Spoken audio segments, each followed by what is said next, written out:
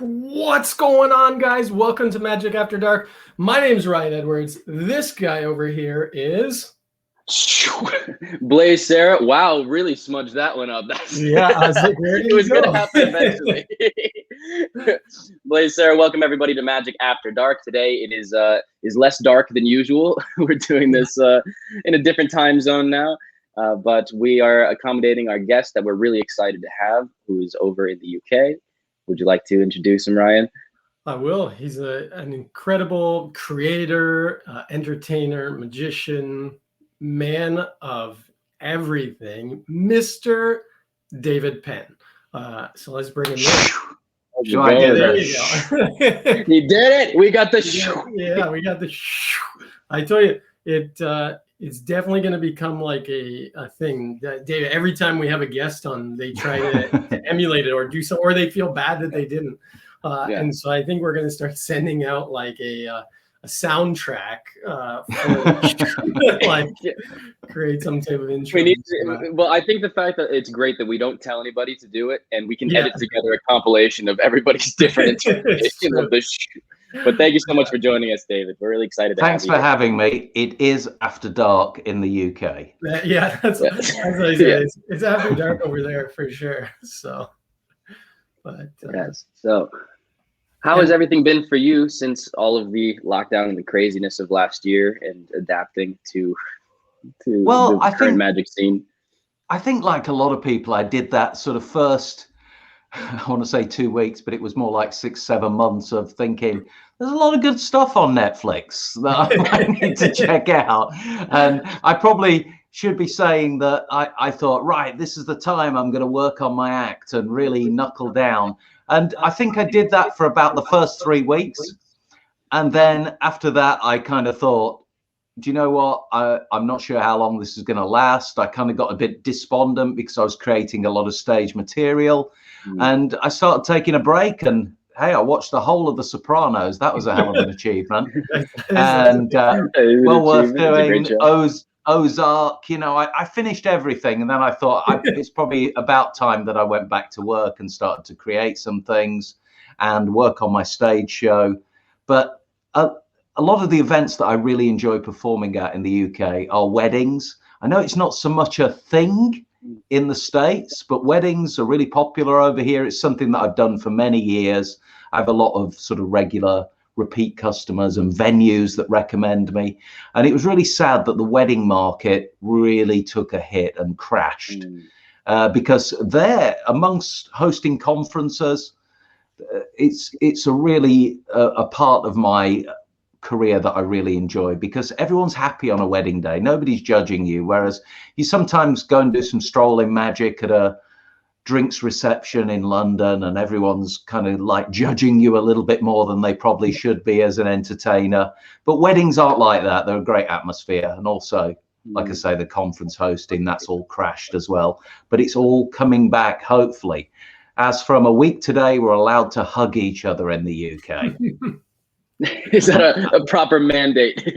Yeah. You can open the hug floodgates. No, this is what the Prime Minister Boris Johnson has said. It's like from next Monday we can hug family relatives. It's great, because nobody's been doing that for the last 16 months. Yeah, exactly. Just no one hugs Boris. That's all, right? It's like he's like, I just want a hug, please. He's got a force field around. Yeah, that's awesome. That's awesome. Yeah, we had. I was going to announce you actually. What were we going to say, Ryan? I was going to announce you as probably the most busiest wedding entertainer, at least that I know. Like you are when things are on, you're constantly posting of weddings and stuff you're at, and some of the stuff that you're doing there. So it's interesting that, you know, you've kind of honed in on that market so much. And like you said, it's so much different in the UK compared to, you know, Canada and America, where that's kind of like the last thing that people think about at the wedding. It's like the band and maybe entertainment, you know. So it's awesome that's well. Here's the thing: you have wedding exhibitions, right, in the States. Yeah, it is up to you guys and girls to go out there and educate people. and tell them this is what they're missing out on. And Yeah. you can go and do wedding exhibitions, get friendly with the venues, the wedding coordinator, and sometimes they have like food tasting events where they're trying to get people into their venue, but they'll invite potential bride and grooms along and show off their venue primarily, but they'll be looking for some free entertainment. And the thing is, with a wedding, you have to remember that it's such a smart, and this is what you've got to sell to the bride, it's such a smart form of entertainment, because I'm sure everybody's been to a wedding after that time, after the ceremony. That's the time you're stood around thinking, when's the food? I'm bored now. And you're trying to stretch a canapé and a glass of champagne out to 2 hours while the photographs are being done. And this time in particular, if you highlight at a wedding exhibition to a bride especially, or a mother of the bride that wants their wedding to be the best, everybody can remember a wedding when you talk to brides one-to-one where they were stood around literally bored. And if you can highlight what you bring to the table, the fact that you'll provide entertainment during that dead time, that you'll introduce people that don't know each other, you'll start to bring people into different social circles, and you'll start to create a better atmosphere that will cover all those dead spots in the day. And when you highlight that, and there's kind of like 3 stages to the package that I offer at weddings in the UK, when you highlight that to a bride and groom, they really do realize, and there was a time in the UK that weddings weren't a big thing, but people like myself that have been doing this probably longer than a good majority of magicians went along, were the first people to do this at wedding exhibitions, explain the benefit of close-up magic and maybe a little show with this before the speeches, and sell it to people. You've got to be able to sell it to people and make them understand why it's a really good choice of entertainment. And I feel that anybody in the States listening to this now that says, do you know what, I'm going to give that a go, and I'm going to book in 5 wedding exhibitions, and I'm going to go out and I'm going to show them how well magic works as part of a wedding, and what a personable and sophisticated form of entertainment it is. And there's somebody probably listening that thinks, I'll go and give that a go, and it will literally be a turning point, like it was for me many years ago. Because I don't know about you guys, but I went through that stage where I wanted to be the next David Copperfield or Chris Angel, and you kind of have these big dreams for a while, and it's okay to have dreams, and then you kind of find your niche and the area where you enjoy working. And for me, that is conferences, so hosting conferences as a magician, working for trade shows occasionally, but mainly the wedding market is what I really enjoy. There's a special kind of atmosphere when you turn up to a wedding and everybody's on the side of the bride and groom and they want it to be a great day. Although I have seen quite a few fights in my time, and at one time they burnt the venue down and it made the national newspapers. So they're not all smooth sailing. Yeah. Well, it's much better, I guess, than a funeral magician. I wouldn't recommend going that direction. But yeah, I mean, marketable. Yeah, I mean, I was a pastor years ago, and so I've done weddings and funerals, and yeah, weddings are way more awesome to do because everybody's happy. I always said whenever I was like doing a service, like a ceremony for people, it didn't matter what I said. Like literally, I could say anything during that time. People always came to me after, were like, "Oh, it was so beautiful today. It was so great," because they're just excited to be there. They're happy for the couple and stuff. So you're right. It is just a different atmosphere than what we're used to doing a corporate show or something like that, where people are coming for an event. They're not ready for entertainment and stuff all the time, right? And Ryan, when you were doing that, sorry if I know you guys are meant to be interviewing me, but when you were doing that, did you used to have like a consultation, like chat beforehand with them? Oh yeah, definitely. So you know how important it is if you get that opportunity to meet a bride, especially the bride. I keep highlighting the bride, but they do make all the decisions. For sure. Yeah. And if you meet a bride and give her the opportunity to talk about her wedding day and how it's going to run, and you just listen and actually really take in what she's saying and what's important to her on her day, you can then easily be able to say how magic and a good quality magic performance will enhance that day. It will only add to it. It will only make it better.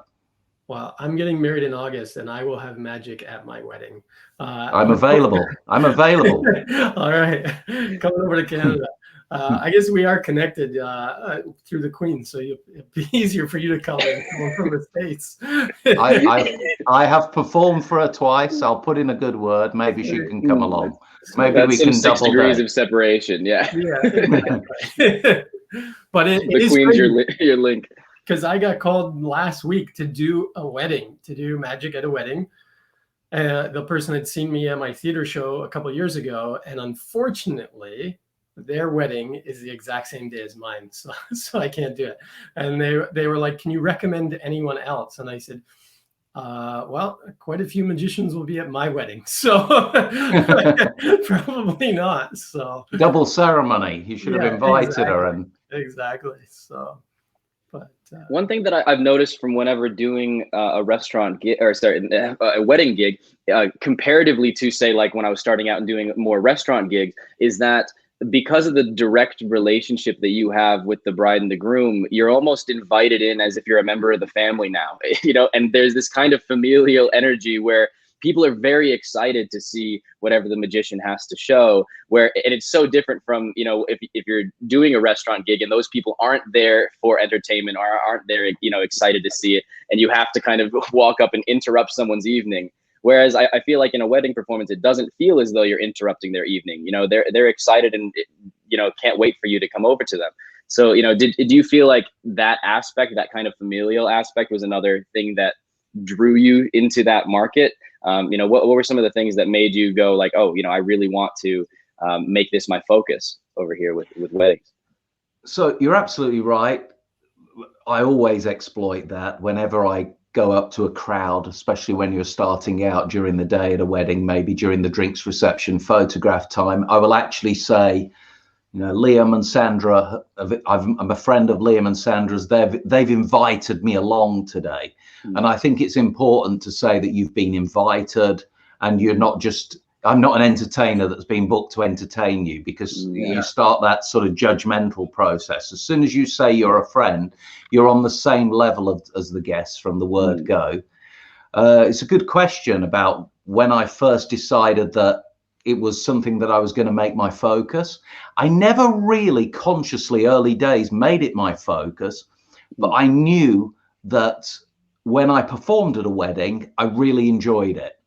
And I think that when people can tell you're enjoying yourself and you're going that extra mile and you're really making somebody's day, the fact is, it's just a statistical fact. If you perform at a wedding, there's probably 3 or 4 other brides or potential brides at that same wedding that see you doing your thing, and they're going to have a totally different crowd of people. Maybe 3 or 4 people might be the same, but they're going to have a totally different crowd, and they've already got plans about their day. They might be thinking 2 or 3 years off, but when they see what you do, whatever they've got planned is going to seem a little bit empty compared to what they saw on that day. Because I do like a little show with the best man before the speeches and all sorts, and yes, some high-end illusions and that kind of thing. It's not just close-up magic, but a lot of people, you'd be surprised how many messages and emails I got from brides and grooms saying, we've had so many messages saying you made the day. So that's great. When you've got all those testimonials and you're able to show people that on wedding exhibition stands, it really means a lot to them. And then your marketing just becomes putting on an exceptional performance for all of the guests, because it seems as though word of mouth and people that have actually met you is one of the biggest sources of future bookings in that kind of market, rather than it being I don't know if you have a wedding agency that you work through, but it seems like it's more just through that kind of networking and actually meeting people, seeing you perform, and then wanting to book you again. So a lot of venue we call them wedding coordinators over here, or event conference and banqueting managers. A lot of wedding coordinators, when they're asked to recommend specific forms of entertainment, obviously they want their guests to get the right kind of entertainment. So I always try to build those relationships with contacts that work in those fields, be it venue owners or the conference and banqueting managers or the wedding coordinators. So if they're ever asked about providing magical entertainment for a wedding day, hopefully I'll be the top of the list with their recommendation. It's very important to build those relationships.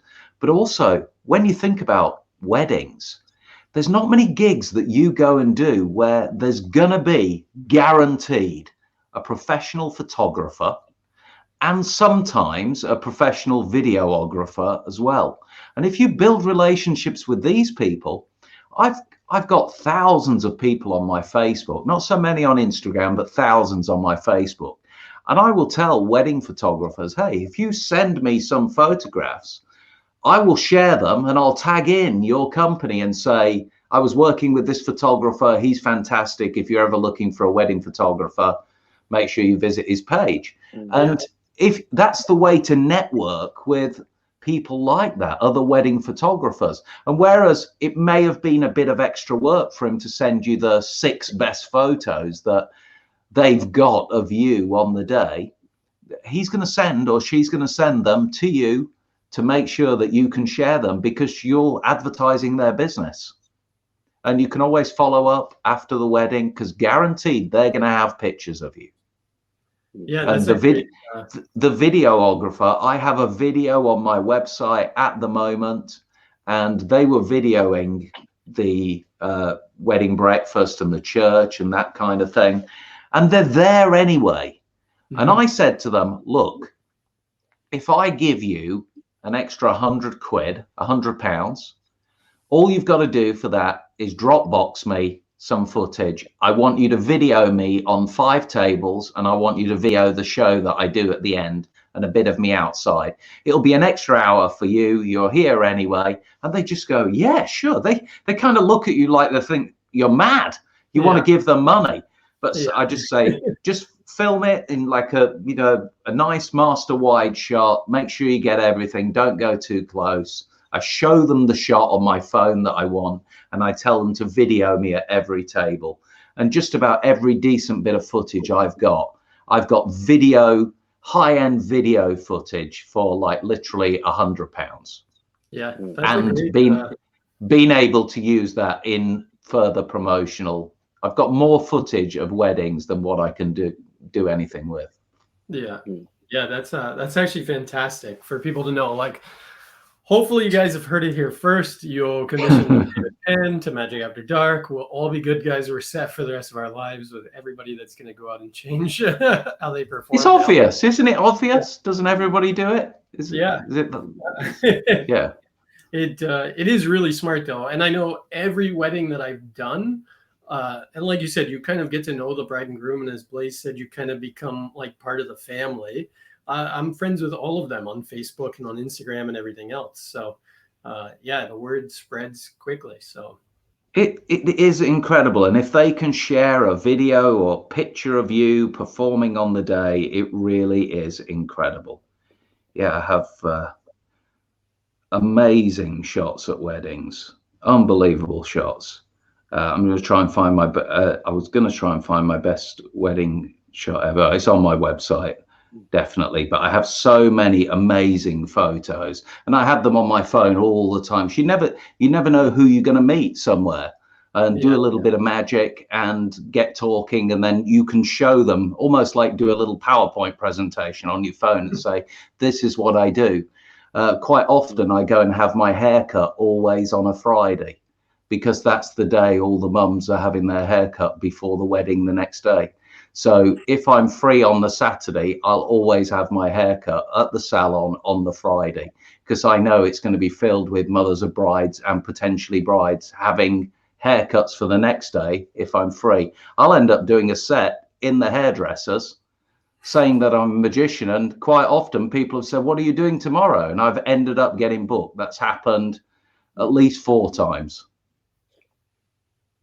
Wow. So that's definitely a way of putting yourself out there, and a way of marketing and networking that probably people wouldn't think about. Do you have any other examples of things like that you do? You go out of your way to, to be in the right place at the right time?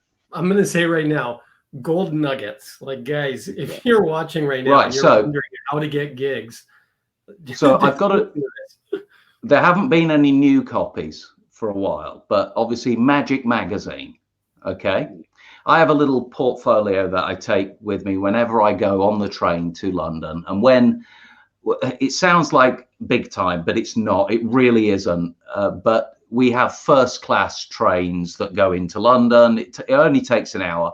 But when it's first class, it's not really a lot better unless you get a Virgin train. It's hardly any different. You get a towel on the back of the chair and you might be guaranteed a seat rather than standing. But the first class train travel, you're guaranteed to be in certain company where the company bosses have paid for travel. So if I have to go in for a meeting or a pitch meeting or to consult for somebody who I'm working for, I will request the first class train ticket and I will travel first class, even though I'm not big timing anybody, but you're in the right company. And then what I'll do, it's about an hour's journey going into London, and I'll have the magazine, Magic Magazine. So it says Magic on the cover. And then I'll start to play around with cards when we get to about 20 minutes from London. And I'm just waiting for one person to say, "Are you some kind of magician?" Well, actually, I am. Do you want to see something? And it's quite funny how everybody is listening. They're kind of on the outskirts of this conversation. And you instantly are aware that people have just heard what this person said, but everyone's aware that, oh, this guy might be about to do something interesting. You say, sure, yeah, I'll show you something. And of course, I'm fully loaded. I've got a 20-minute set ready to go. I know exactly when to finish. I know just as I'm getting into Euston, the brick walls start to appear. And I know that I should be wrapping up by then with a big finale. All the cards go down. And this, look, you can just take the train journey, or you can network to lots of other people that can afford to travel first class. If you travel first class on a Virgin Atlantic flight, the bars at the back of the room, people go out and hang about at the back of the first class area. You go there and you be the magician for 30 minutes. They're the places where you need to be networking if you want to get that. I've met so many great clients just by performing and putting myself out there in the right place. Yeah. So putting yourself out there and targeting it to the specific clientele and the demographic that you're looking to book with. Yeah. And you always have to look. You always have to look the part. You never know who you're going to meet. You've got to look the part all the time. You've got to smell right. You've got to look great. You've got to look like you fit people's brand. Yeah. And quite often you'll just meet people and end up doing a set. And I bet if you guys think about clients that you met, I bet guaranteed your best clients, the ones that you consider your friends, I bet they met you because of a performance of magic, not because they read an advertisement. Yep, exactly. Absolutely. Yeah. There's nothing stronger than the performance. Yeah, exactly. Right. They remember you and not, it beats contact, it right? beats any kind of advertisement if you can do the magic for them. And how many times do we meet people and they meet you and they're not even interested because they want to tell you about the magician they met that did something to them. But you're right there and you're going, hey, I'm a magician. But at that first moment, it means more to them what happened last time when the magician did something to them. Yeah. So it's your job to engineer those moments because it means so much to people. It's so powerful. Yeah. We forget as magicians, but you're meeting people on an organic level as well. Like, even though you are so planned out and meticulous in what you're gonna, like reading Magic Magazine and stuff, right? So meticulously thought out. Like, it's like you're on a stage and everything is set, and you are scripted. You've got your blocking, like you're holding the magazine a certain way, right? Yeah. but it's so organic to the people traveling on the train with you, where they don't expect that it's going to happen. It's like a flash mob all of a sudden, right? And they're like, boom, all of a sudden. And the great thing is, you can say you're going to an event in London. I'm performing tonight at a private party for a company, and everybody just goes, "What a great idea!" Like, but you've just so obviously just put it into their head, and it's so much more powerful than an advertisement, a paid advertisement. I get more money from being seen, more bookings from being seen than the return on any advertisement I've ever placed. Yeah, absolutely. Yeah, and it's interesting what you were talking about, how it's so important the way you present yourself, smelling nice, everything, because that's their first impression of you. And the fact that most people haven't seen much magic in their life at all, and there's a very high chance that you could be their first experience of seeing live magic ever. And so it's not only their first impression of seeing you, it's their first impression of magic. And so you can have the opportunity to not just be their first experience with magic, but in their eyes, the best magician. And they're going to recommend you from then on. You know, so that's a really good point that you're bringing up. You know, the way you present yourself is so important. And it's very rare in life that you have rehearsed entrances. It seems as though you totally engineered this as though it's as though it was a theatrical piece. And get everybody to save your contact. Don't just give a card. Go save my number, but don't forget to put magician. Yeah, I think that's one of the most important. Put your name and then magician, because then they'll search that in their phone and they'll remember you. Yeah, I think right there, that to me is another. We got to get a nice visual of a gold nugget. Yeah, I get a sound effect to get a visual. Yeah, the gold nugget drop. Gold nugget drop. There we go. Mic drop. Gold mic. But and I say that because and I'll add to that. What I found as well is if someone asks me for their card, I always ask them for their card as well, because there's a good chance that they get busy and they forget to call you or something. Because I've had people go, "Oh yeah, we have an event next week. We want you. This is crazy. Let me get in contact with you. Give me your card," and then you don't hear from them because they've gone about the rest of the night and they've lost your card or whatever. So now I always ask them, "Oh, well, do you have a card as well? Take their card and catch up with them later." Because it's just as easy for you to send an email saying, "Hey, it was great meeting you last night. Hopefully we can work together next week or on your next upcoming event," and stuff like that. So. And the moment you take somebody's card, there is certain etiquette in different parts of the world. But the most important thing to do is to actually look at it on both sides and study it, and then put it away in normally this pocket. Do not put it in your back pocket because you can offend certain people of certain cultures. That's great. That's very good advice as well. Yeah. Sorry, I'm going to take your card and stick it right by my butt. Well, because it's a piece of them. It's got their name on it, so putting it in your back pocket certainly could be a bit disrespectful, even if you don't mean any harm by it.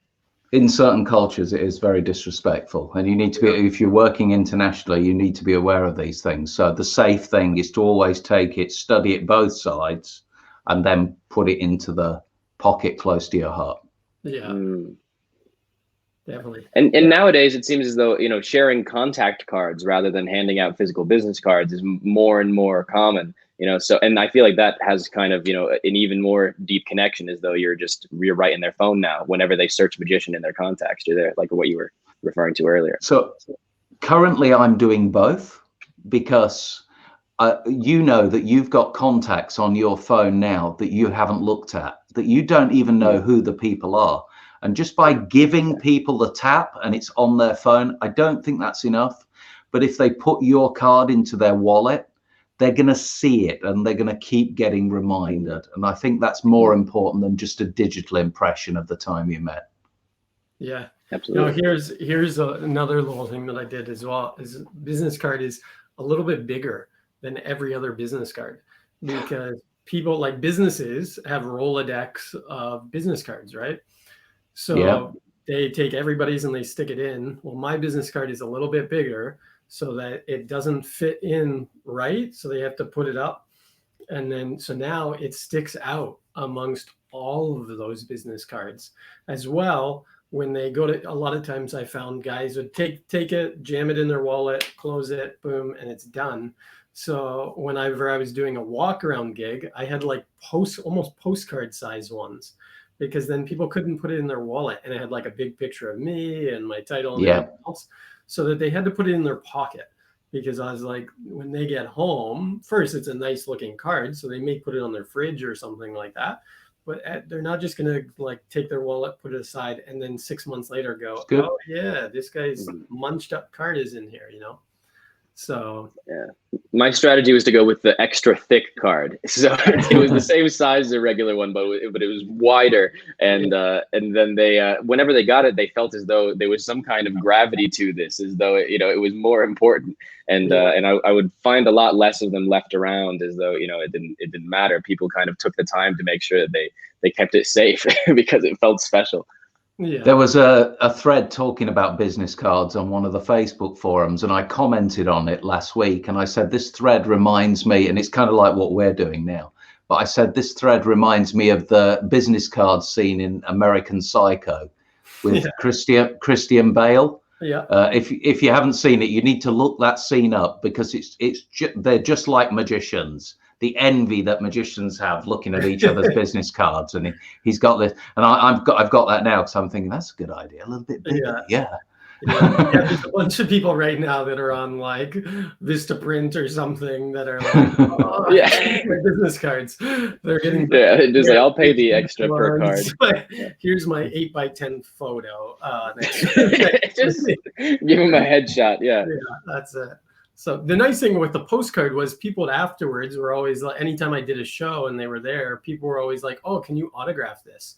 Right. Wow. And so it was because it has a nice photo and stuff. So then it had room for autographing, which was nice. It's always, I mean, that's always humbling as well, but cool that it was able to do that. So, but now, David, for those people that are watching right now or that will watch, maybe they've been living under a rock and they don't know the episodes that you guys do. So can you tell everybody about Wizard Product Reviews? Well, we renamed it recently the Wizard Magic Review, because people are finding it easier on people weren't finding us on YouTube as easy as we renamed it Wizard Magic Review. But yeah, we're in our 11th year now of reviewing magic on the internet. Started many years ago with myself and Craig Petty, and now I've got my good friends Sean Hayden and Wayne Fox that are brilliant magicians in their own right. They are professional magicians. Wayne is actually one of the examiners for the Magic Circle in London, so really top magicians. And we look at the latest products, and we really do give our honest opinion. So we're going to film a show soon that's going out next Wednesday, and we've already had discussions about some of the products, and there's a couple of things we don't like at all, but we say the reasons why we don't like it and why we don't think it's going to work in the real world. Then we talk about things we like, but it's always an honest opinion. And it was just something I noticed many years ago. Nobody else was doing it. We were the first to do it. And I just noticed that all the magazines seemed to kind of sugarcoat magic reviews. And I always used to have this conversation with Craig Petty, as every magician does with their friends, and says, oh, I bought this. I don't like it because of this, or I like it because of that. And at the time, I just bought World Magic Shop with my business partner at the time, Jim Trainer.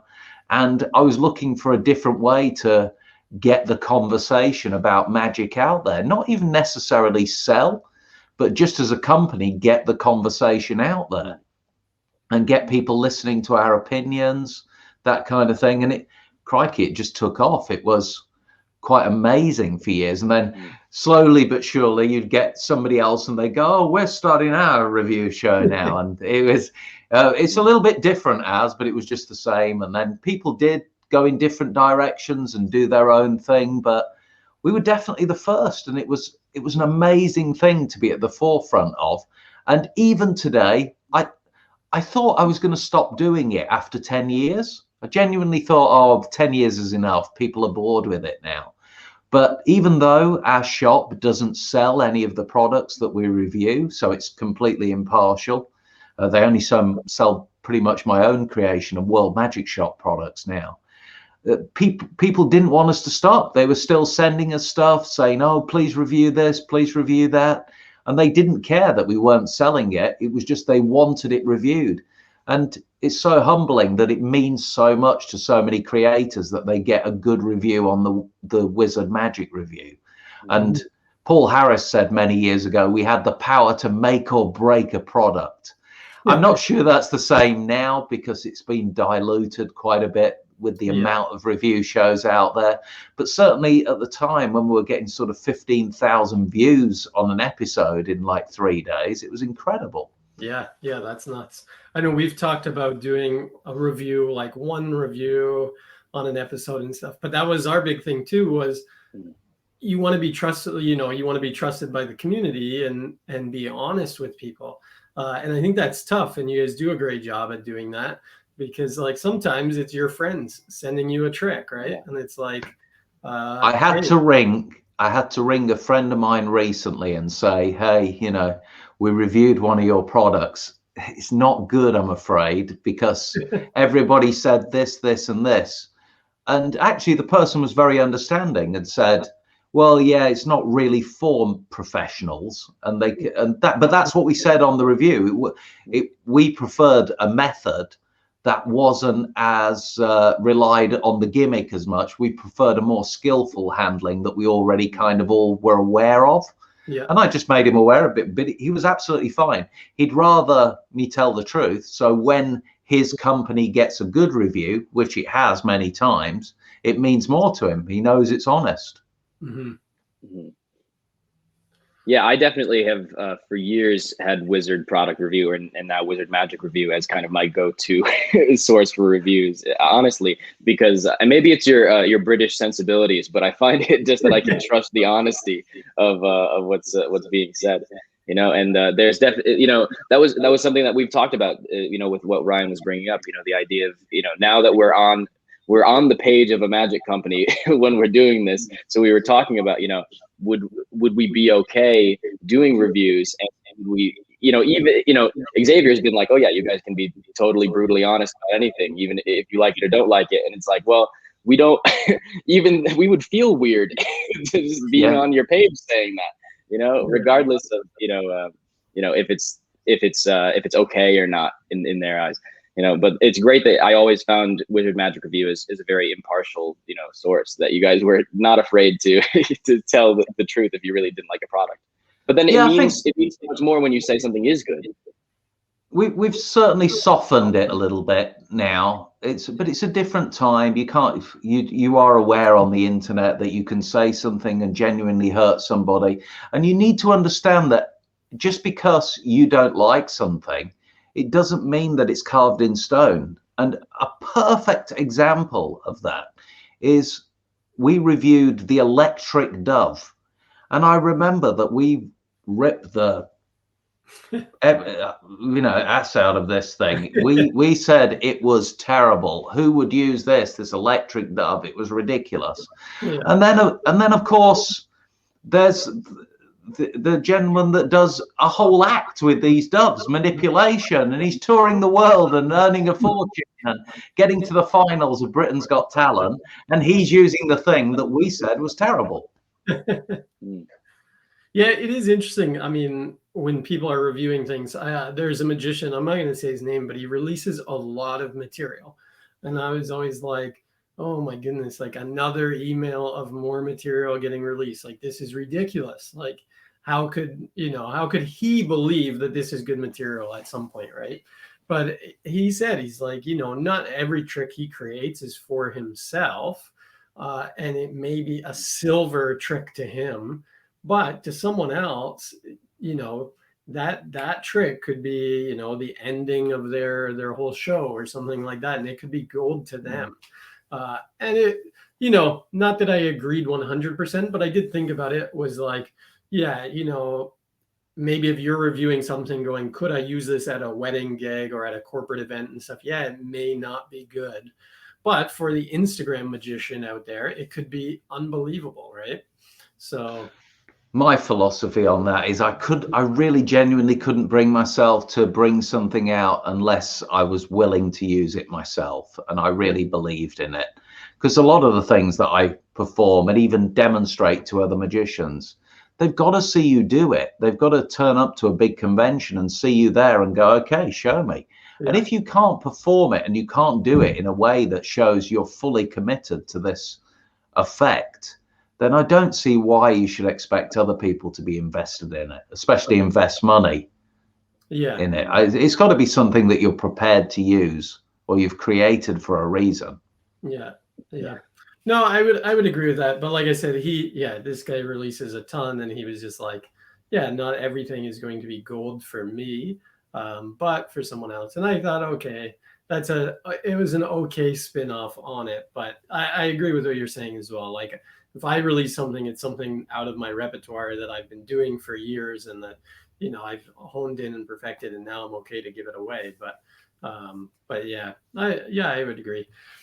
And I think if you wouldn't perform it yourself, why would you expect other people are going to perform it? It's just my perspective. But I can see where he has that interpretation of it.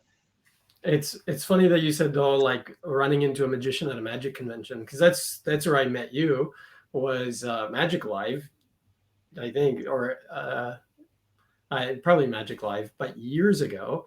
And I don't know if you remember this, but it was one very, very late night, early morning in Las Vegas. Was that at the blackjack table? That was exactly where we were hanging out. It was you, myself. I remember Adam Wilbur was there. You had someone else with you, I think. I don't remember who it was, but there was 5 of us sitting at the blackjack table, all magicians. And we said to the lady, like, if you would just let us shuffle those cards. And I remember Adam Wilbur, he didn't know how to play blackjack. And, I think I remember this night. And it was a 16 the dealer had, right? Which is the perfect card for the dealer. And everybody else, stay, everything goes around. And Adam has like 15. And he goes, hit. And everybody just turned and looked at him like, you idiot, what are you doing? And he turns up a 6, and boom, 21, yes. And and the rest of us, pass it, right? And then the dealer turns over, and now she's got 20 and beats all of us. And Adam was like, yeah, I won. And we're like, oh, a moron. All of us would have won if you didn't hit. Like, that's 16. When the dealer has 16, you don't hit, right? It's like, and Adam was like, no, you got it. I had 15. I have to hit. Like, he just didn't understand the game. But yeah, one of my favorite Vegas memories. I always tell people. I have got my Boyd gaming card ready to dust it off for next May and head down to the Orleans. Get those free vouchers for the buffet. That's it. The locals casino. That's what my cab driver told me one time. He said, "Where are you staying?" I said, "The Orleans." He goes, "Oh, you're at the locals casino." I was like, "What's that mean?" He's like, "No, you win more there." He's like, "Don't go to the strip and gamble. Go to the Orleans. You'll win more money." So, but yeah, talking about that. Sorry, because I know we're on a shortened span today, a time span. So, Blaze, do you think David is ready for it? I mean, I don't know if we're ready, but it chooses when it wants to happen. We're not really in control of this, but this is where the serious questions do come in, David. So, okay. Lasagna. What's your favorite genre of lasagna? Meat. Lasagna. Veggie. Lasagna. Plain. Lasagna. Saucy. Lasagna. What's your favorite genre of lasagna? All right. There it is. Do you affect a slight British accent in that one, right? It did. It was a little bit more British. It's a little bit. What's your favorite? I don't know what happened there. But, So, David, we have a serious question for you. What is your favorite genre of lasagna? It would have to be a meat lasagna, and when you do events in London, and there's a lot of entertainers there, lasagna is the food that you get fed as the entertainers, because it's easy to feed lots of people, yeah. and they'll just slice it up and have a little bit of salad at the side. But meat genre, I've never heard the terminology genre of lasagna. Like it's got We its are a own very genre. creative show, you know. This is not your ordinary talk show. You No, just mean type of lasagna, right? lasagna genre, yeah. You know, You're messing with the English language here, folks. a little bit, yeah, a little bit. No, it's just fun as a kind of a creative exercise, hearing how people respond. And we do have a few more questions that are in that vein, where it's more about your improvisational skill. And see, but meat lasagna, and I love that they went full circle back to being a corporate entertainer, yeah, with the salad. But it always has a tie-in. You gotta have warm and cold, right? Like, yeah, it's gotta be Exactly. Caesar salad, so you get the crunch in there to go with all the soft noodles. I found a reason to talk about me performing at corporate events. Yeah, There's a lesson. exactly. We're back to the train again. Yeah, you gotta have a Magic Magazine that just slowly come up. It's like, and Magic Magazine there. Yes, we have our Magic Magazine. He's eating his lasagna on the train, and it's he's on his way to London. He's got a 20-minute set, and he knows it. He can eat it before his lasagna cools down. No, and it's been interesting hearing all of the different answers that we've gotten. We had a new genre the past couple weeks. I'm trying to remember what Colin's answer was. I know that Steve Valentine gave us the answer of triangular as his genre, which was very out there. Yeah. Collins was, you need to make it and then put it in the fridge overnight, and then reheated the next day. He said that was the reheated lasagna is his favorite. So yes, it's actually these are the real hard-hitting questions. I'll give you a tip for lasagna actually that I haven't thought of. Leftover lasagna is good, but leftover lasagna in a toasted sandwich. With the sandwich toaster. Yeah. Oh my, that's good. That's a new one. That is new. So your favorite genre of lasagna is panini. Leftover curry, or leftover lasagna in a sandwich toaster with the triangular bread squeezed into triangles. Oh, here we go again. Wow. There's another new one for you People guys. frantically taking notes on this. That's it. So a question that I had, David, is because I know that a lot of your branding with how you promote yourself for live shows often is as a tech magician.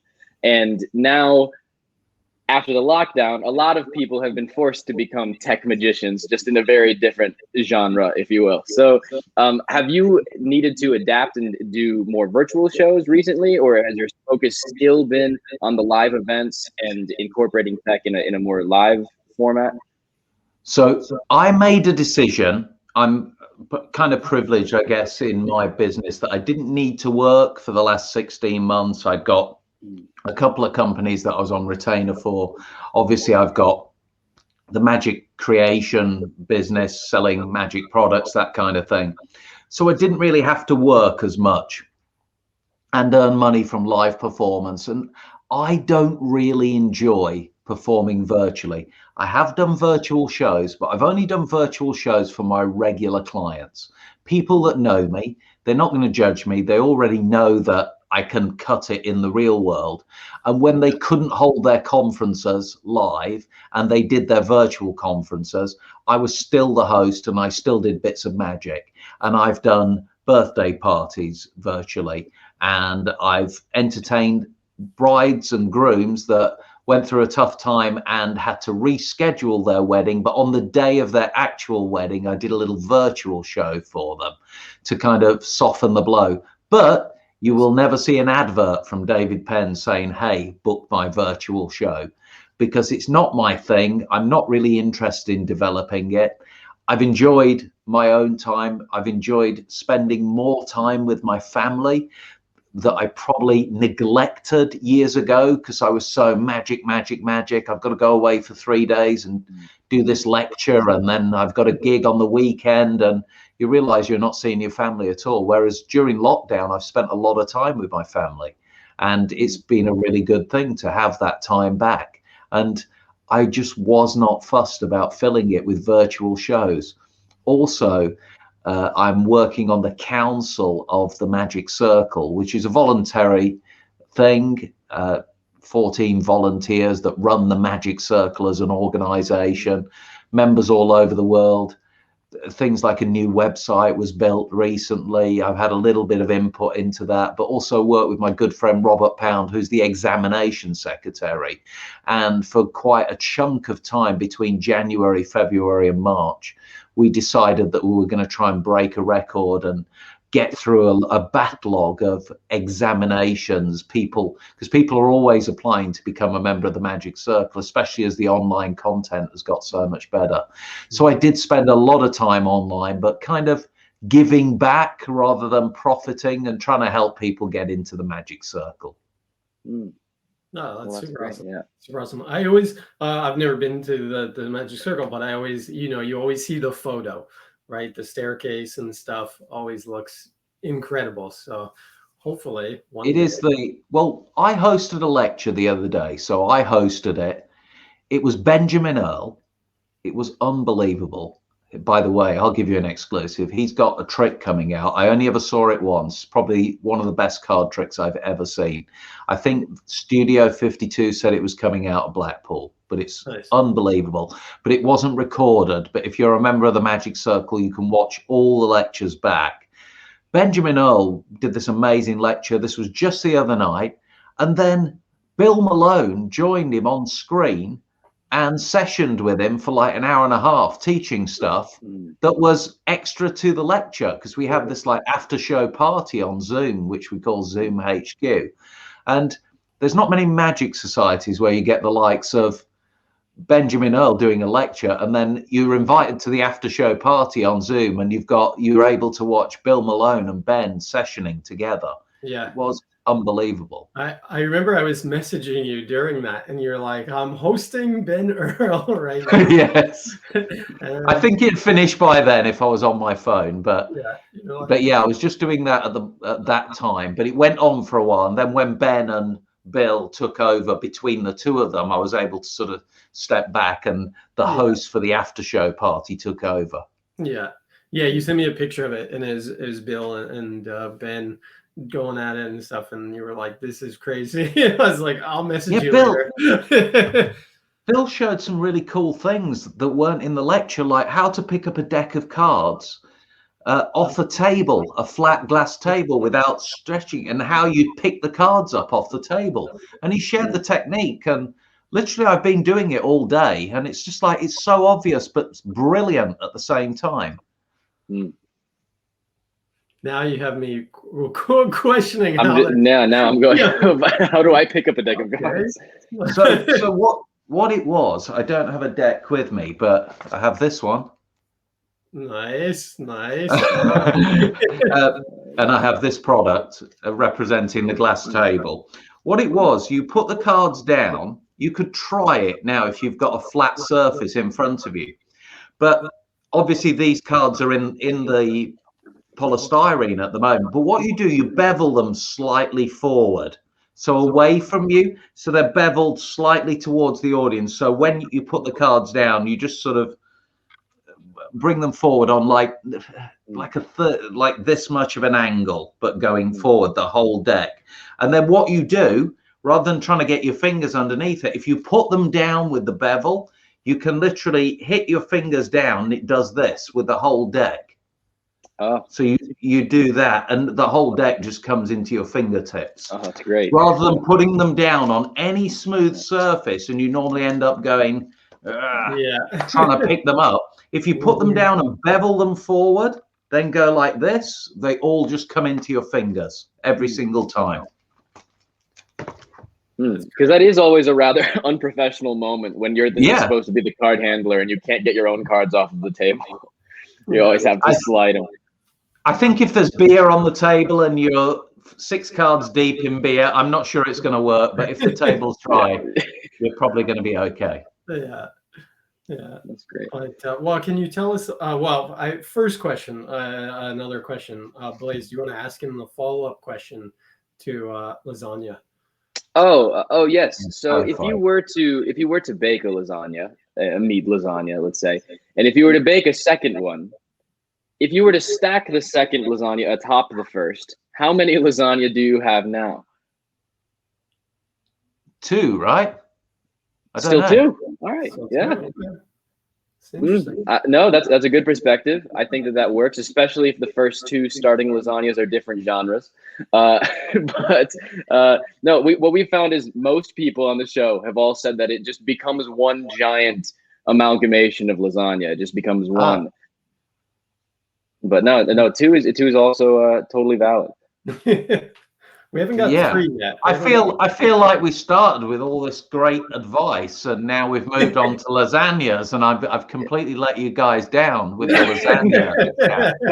You haven't let us down. No, not at all. I really wish I'd read up on lasagnas. No, if anything, we've let you down voluntarily. Yeah.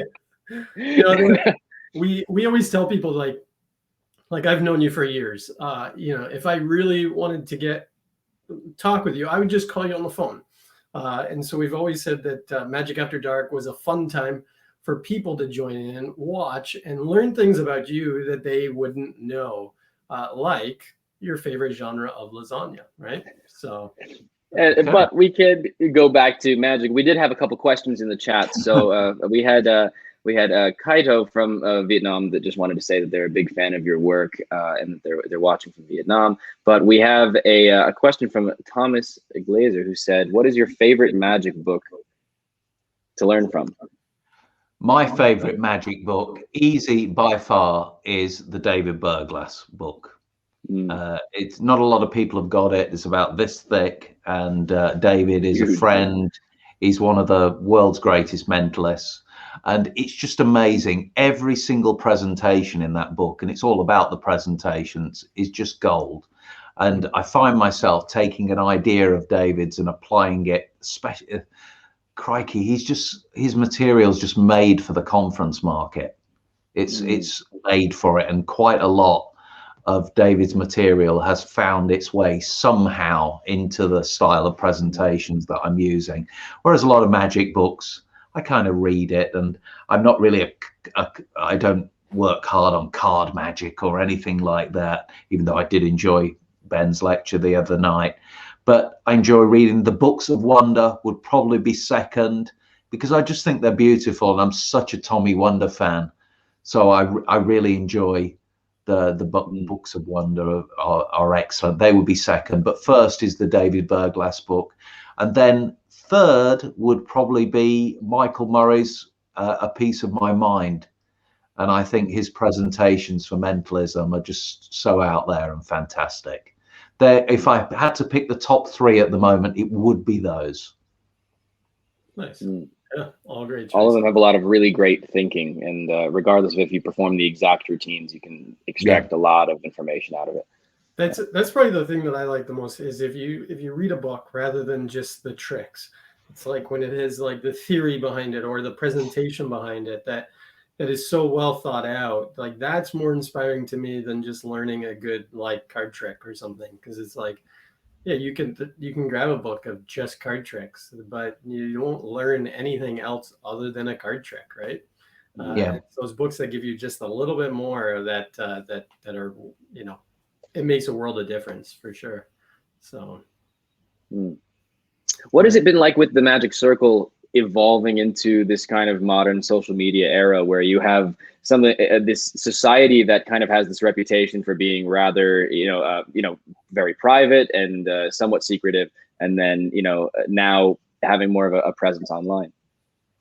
So it's always had an online presence, not the level that we've got right now. The great thing is, at the moment, is we're obviously using Zoom like a lot of Magic societies are, but we used to have all the lectures are live streamed. And if you become a member of the Magic Circle, you can look back and you can see every single lecture since we started streaming and recording lectures. And it literally goes back years, hundreds and hundreds of lectures. And of course, you can say you're a member of the world's most prestigious magic society as well. But it really is amazing, the resource of online content that we've already got. But what we did during COVID was really up the ante on these sort of Zoom lectures and presentations. And we had a select group of people come in and present kind of really unique lectures for the Magic Circle. They're all available to watch. But even when COVID is finished, Zoom will still be available, because in our theatre, in fact, I have a meeting there on Tuesday where upgrading all the cameras in there. It's going to be like a mini TV studio. And when we have a lecture there, anybody will be able to zoom in. So you'll be able to watch it like as a community, because that's the best thing about Zoom. You're watching with a community. It's not like watching a Facebook video. Even if you're watching a live show on Facebook, you just feel like you're there by yourself. And Zoom's kind of special like that you feel like you've got an online community that you're sharing the experience with. So I put a proposal together for council to upgrade everything in the theatre, but also we're going to have screens in there as well. So kind of like a bank of TVs. And David Aguirrel, who's an expert, he actually does all the online content for Britain's Got Talent. He's spec'd it all out with the highest end cameras. They are spending a lot of money on this. And we're using all these Zoom pods, which mean that when there's a gallery of people watching on Zoom, they're actually going to be on the screens in the theatre with the live members. So say you're lecturing as a lecturer, you're going to see the real life audience in the stalls and in the balcony. And in between, on the front of the balcony, you're going to see all these galleries of people watching you all over the world. And I think that is really special for a lecture facility in the center of the world, right in London, but actually an international magic lecture venue. And of course, it's nearly always 7:30. So even if you can't watch it live, you can catch up online. But it's perfectly suited for the American audience to watch live, just like late morning, early afternoon. Yeah, I think that's really fantastic. If you're interested, if anybody's interested in joining, go to themagiccircle.co.uk and just have a read. Definitely. Yeah, make sure to check that out. Now, David, during COVID, you have released a new product, and I know you have it there, obviously, because you showed us the book. But can you tell us a little bit more about it? Because I've seen it, and I thought it was a super interesting idea to use pie. But yeah, I'll let you. So I'll say what it isn't first, because there's always confusion when somebody brings out a product, what something isn't rather than what it is. There were a couple of people, Richard Padden, Sean Taylor and Vincent Hayden most recently brought out a book test using pi, where you were able to give the impression that you could recite pi from memory. And they all had this as the central core part of their routine. Vincent rather had an amazing kicker as well, that they could name their birthday and then you could find their birthday in the back of the book. So what Pi Revelations is exactly that. It gives you a way to reveal a unique 4-digit number within pi, and any one of the 10,000 possible combinations is available to you, from 0000 all the way up to 9999. Literally, they can pick any code. Now, this could be a PIN code. It could be a random time of day. It could be their birthday. It could be their year of birth. It could be the passcode to their mobile phone, the PIN number to the bank machine. Any personal number that means something to them, the first 4 digits of their card number, the first 4 digits of their mobile phone number, excluding the area code. There is something really strange about a spectator's reaction, and really cool, when they don't know you know that information and you reveal it in a dictionary test style. So when I say a dictionary test style, in my show for years, when I did a normal book test, after I'd done it the first time, the second time they'd pick another word and I would put 313 2 3. And then the dictionary would be there, and I'd go to page 313, column 2, third word down, and it would be the same word that the other spectator was thinking of. That's why I always like the dictionary test reveal. So this is a dictionary test reveal. Imagine, because this is the way they see it, the spectator has no idea that you know the number that they are thinking of, but that code is personal to them. It's not a word. It's not a random word in a book that means nothing. This might be the time their child was born. It means something to them.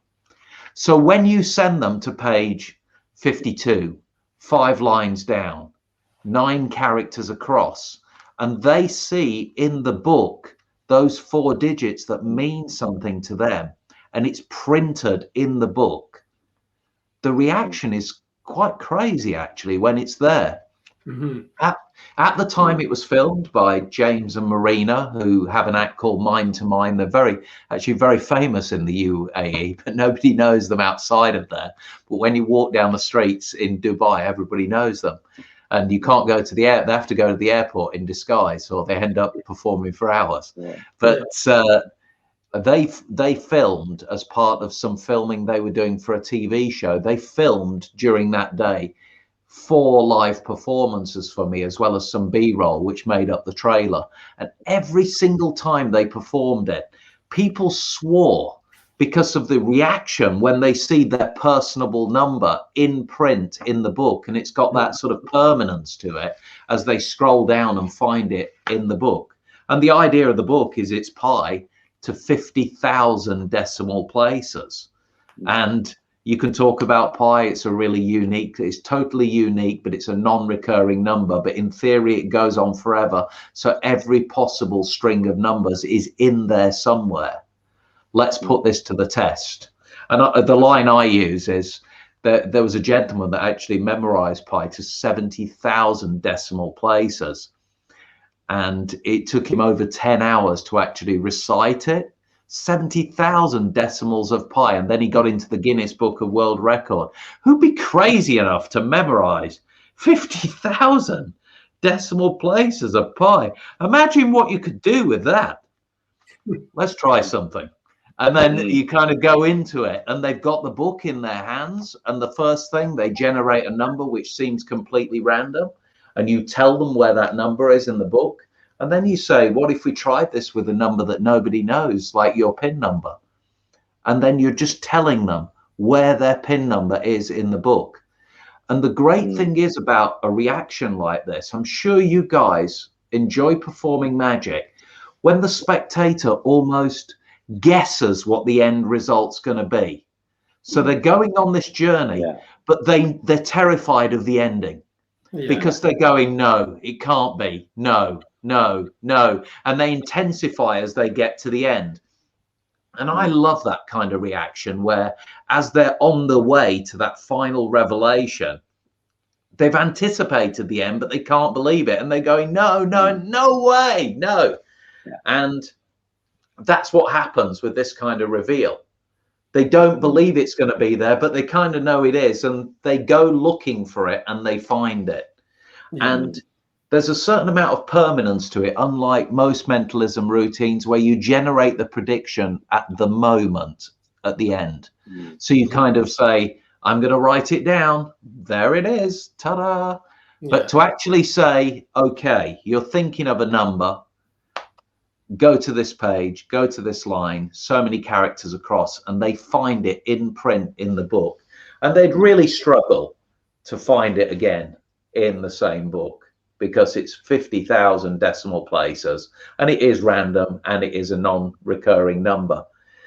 You don't need to use any apps for it. I teach lots of methods. There's some brilliant methodology by Michael Murray, rather. There is an Andrew Murray who I know, but Michael Murray, who was very gracious in contributing his whole routine to Pi Revelations, and he allows me to teach it. But if you use certain apps, you can really supercharge it as well and really do absolutely impossible things. It's a really good trick without apps. But if you want to spend $15 on an app like cipher from Illusionist, or a little bit more on something like Calculon, you can turn this into something absolutely incredible and totally impossible. Nice. Nice. It Well, seems just as the like, book alone, it's very powerful, just because they can. There's that tactile element of them flipping through the pages and the inevitable of I can't believe that this is going to happen. I don't want it to be true, or they want it to be true, but they can't believe that it could possibly be true. Yeah, that's wonderful. It really is incredible. We had a question come up of where you can get it. So I think it's in stock. Most dealers have got it around the world now. The worldwide distributor is Murphy's Magic. So dealers have it that are Murphy's Magic dealers. I do know a shipment did get held up in Sacramento, so they're waiting to restock. If you do order it from worldmagicshop.com, it's on the front page there. It's the first product on the front page. I do have a deal on where you get another free DVD that's worth about $35 as well, from Aaron Jones and Tom Wright, that's just recently presented the Gravity reel with Joao and Miranda. Oh yeah, I have it right there. I've not played with the Gravity reel yet, but a couple of friends, well, Chris and Brandon, yes, guys that live out here, they both bought it like immediately. And Chris was supposed to show me a couple of weeks ago, and I haven't seen it yet. But he said it's absolutely insane as well. So it is good. Yeah. So if anyone's interested in getting Pi Revelations, you can find that on Vanishing Ink or any other Magic retailer that carries Murphy's products. So they should be in have most it in. Magic shops. Yeah. Or if you want the free DVD as well. And you'll be buying it directly from the creator. Thank you. I need to eat.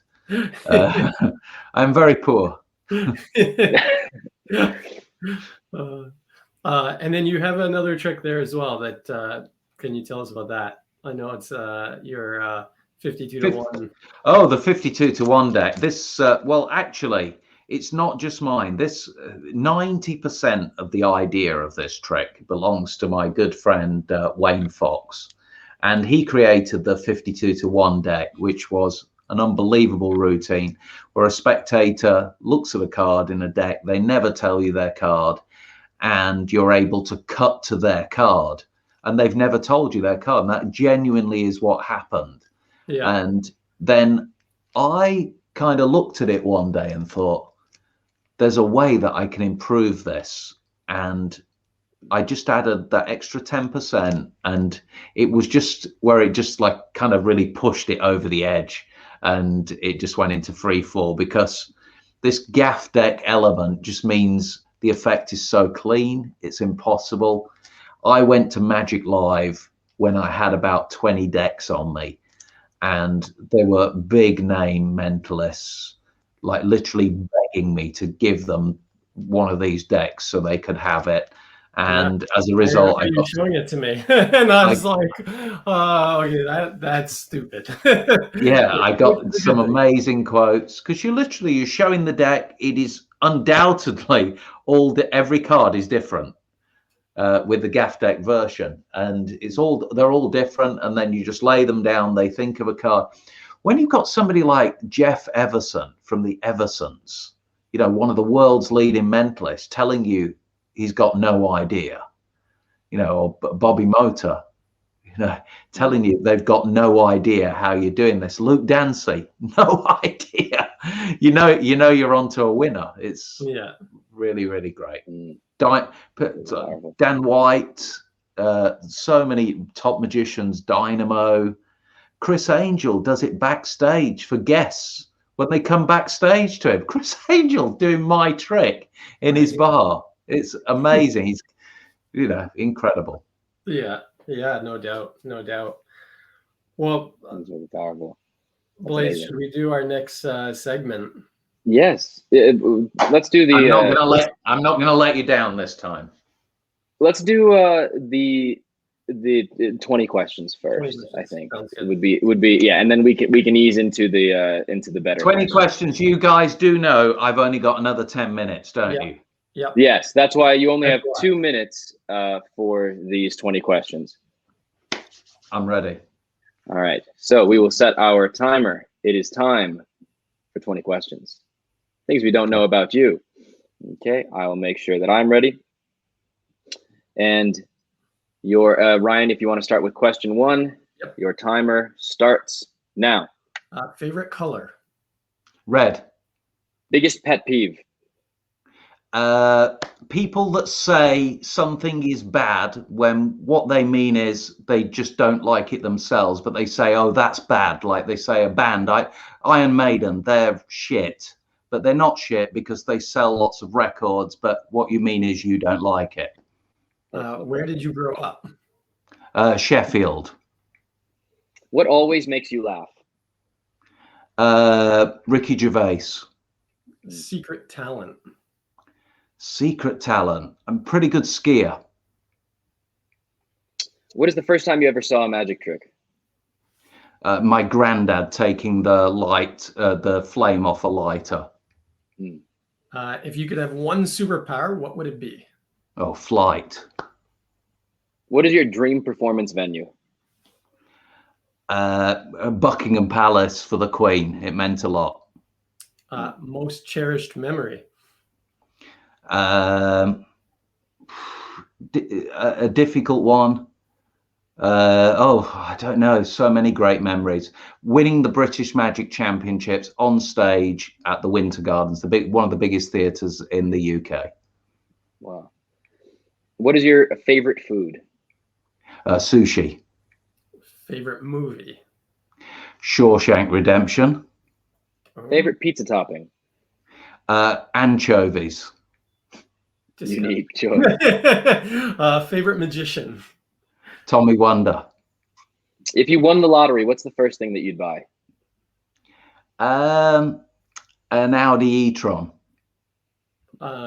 What's your most highly recommended magic product or book?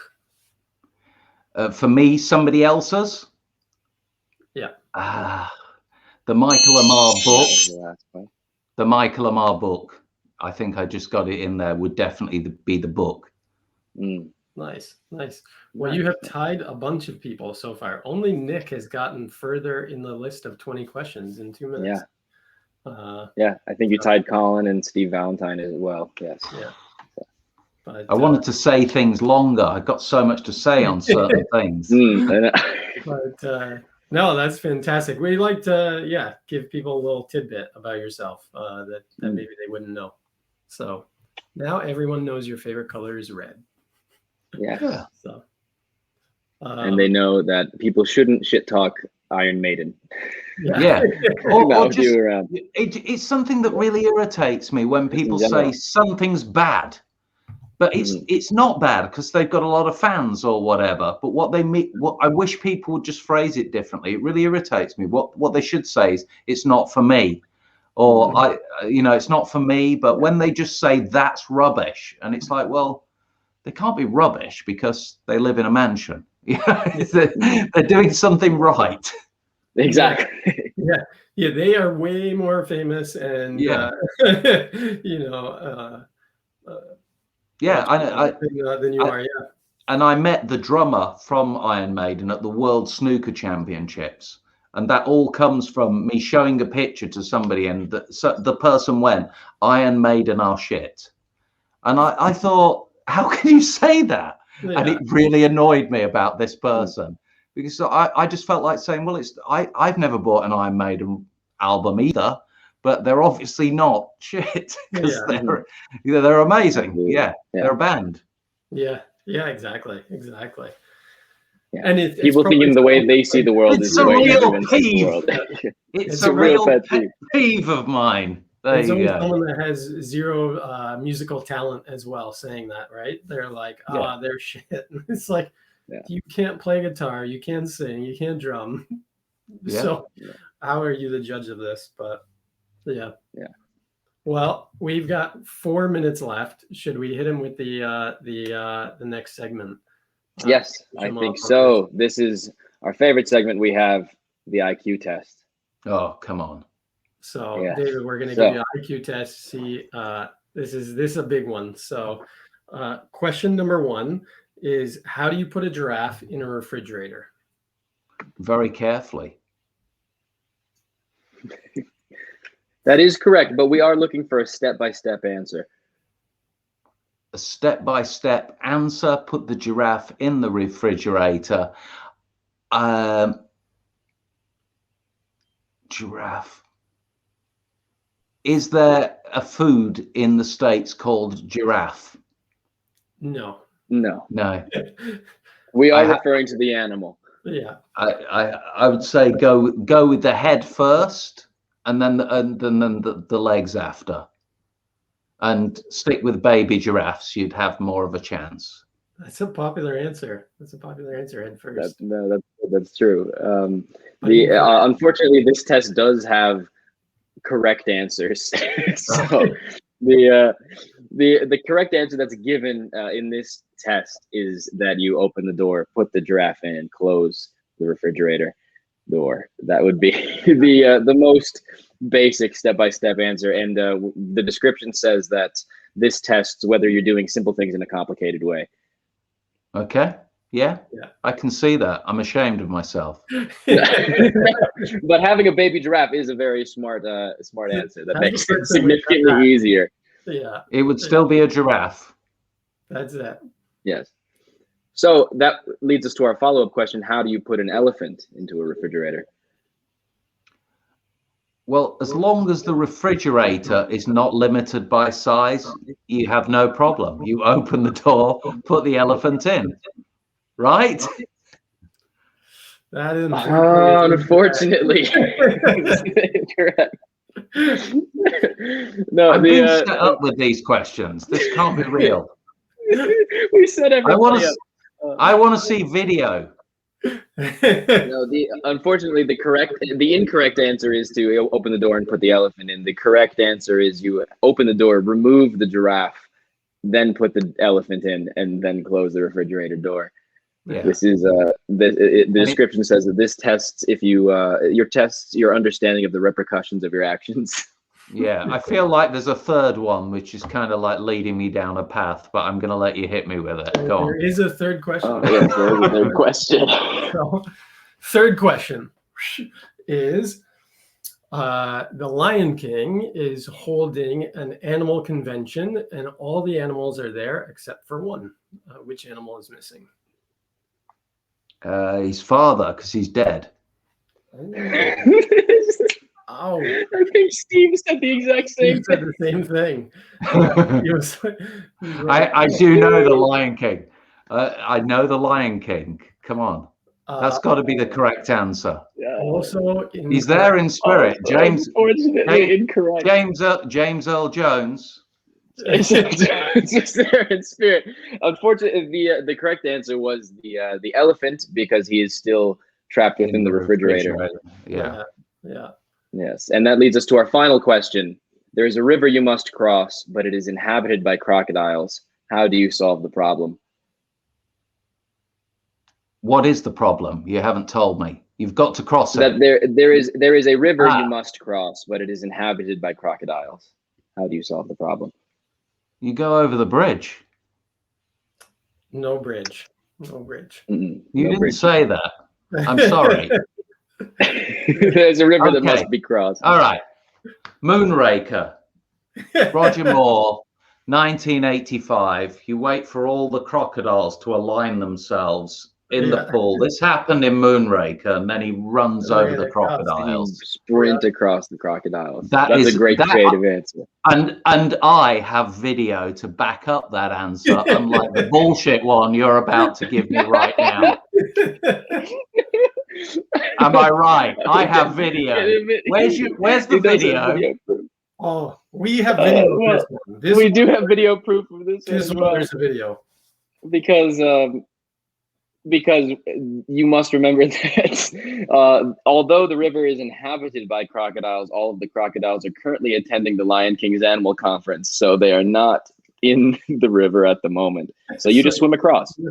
I'm sorry, it's not true. At the Lion King conference, where they looked out, literally there were only representatives of each animal culture, but they all weren't there.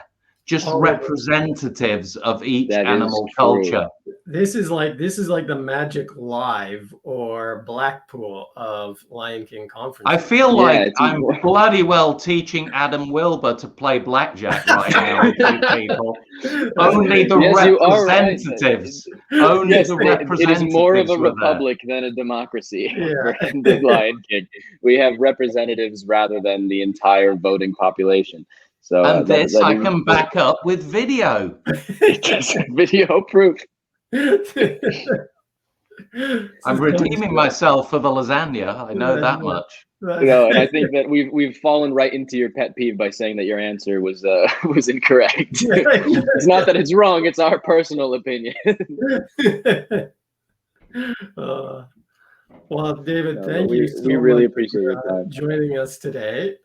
Ladies and gentlemen, if you did not like write down notes, like David gave so many gold nuggets, especially at the start, a lot at the end with Yeah. with the Lion King stuff. But That lasagna information was like gold. Yeah. It was Yeah, That unbelievable. was really gold. That Actually, was the hard hitting info. next time I have lasagna, I am going to try the sandwich lasagna the next day, and I will send you a photo of it. So, You'll never go back. no, that An is idiot. definitely happening. Yeah. It's going to be one messy sandwich, but definitely worth trying. So Exceptional nonetheless, just like the magic of our guest, Mr. David Penn. that's it. Thanks for having me. No problem. Thank you so much for joining Where us. can people find you? Just quickly, just so that Pretty much here at home has for the last 16 months.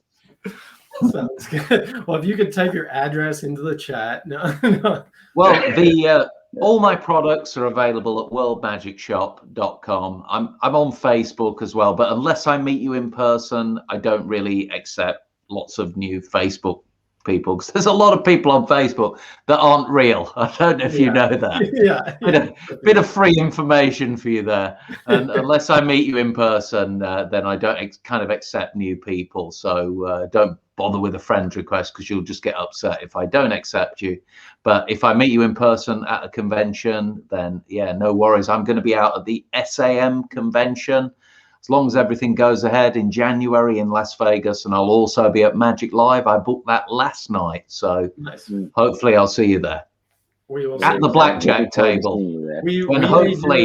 We may do a Magic After Dark at like 1 a.m. at the blackjack table. I don't think you're allowed to film, but Yeah, definitely not. But it could happen. It could happen after blackjack. We'll make it work. We'll make it work. Awesome. Well, thank you again, sir. All the best to you. Continue doing your amazing work with the Magic Circle and all of your products. Hopefully Pi Revelation goes bigger and crazier than ever expected for you. So it's done okay. Apparently, it's excluding peripherals. It's the #1 selling product in Magic at the moment, excluding peripherals like cards and invisible decks and that kind of thing. Yeah.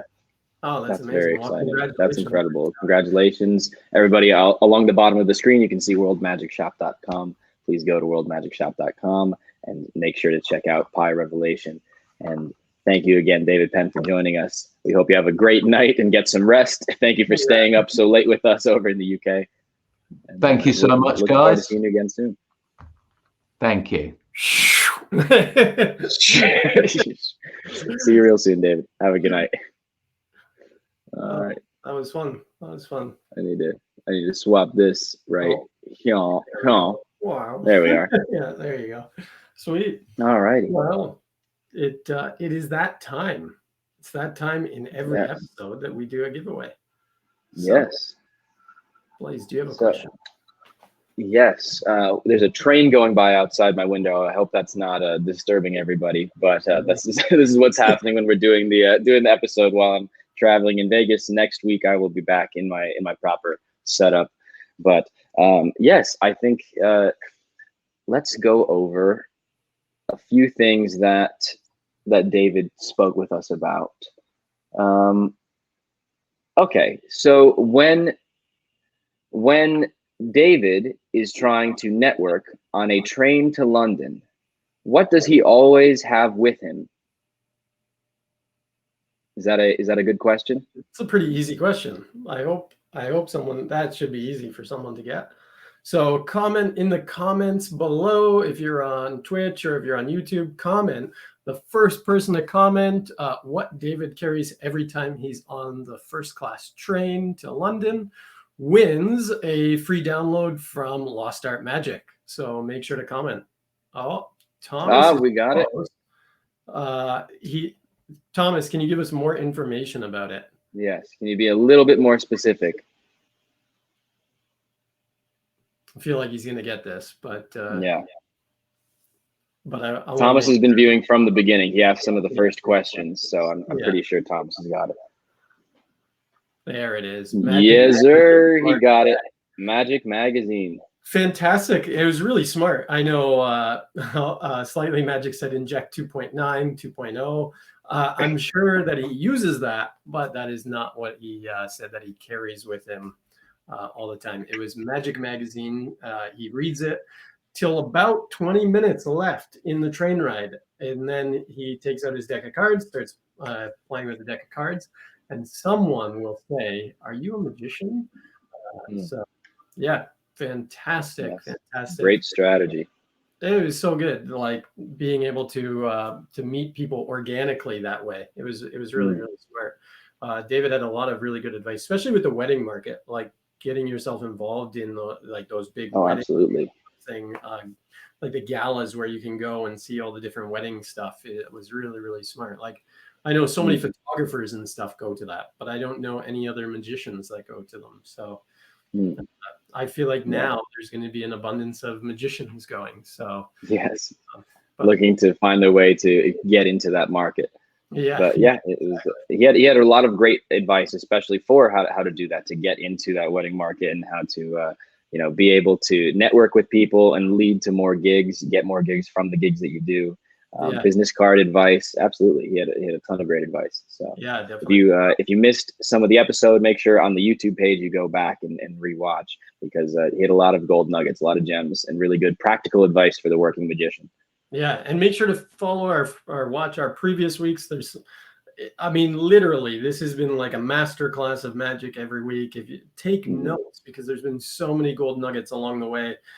With Nick, with doing social media stuff and TikTok and that stuff. With Steve, I mean, Steve was a wealth of knowledge on everything. Colin, again, just so much experience in everything with the illusionists and, now with the show in Vegas and stuff. So, I mean, you guys are getting crazy, crazy information that we hope you are advancing your careers with as well. So. Absolutely. So thank you all so much again for watching Magic After Dark and joining us this week. And we're looking forward to seeing you again next week. I'll be not on the road. I'll be back in my regular setup, and really excited to see you all again. So see you next week for another episode of Magic After Dark.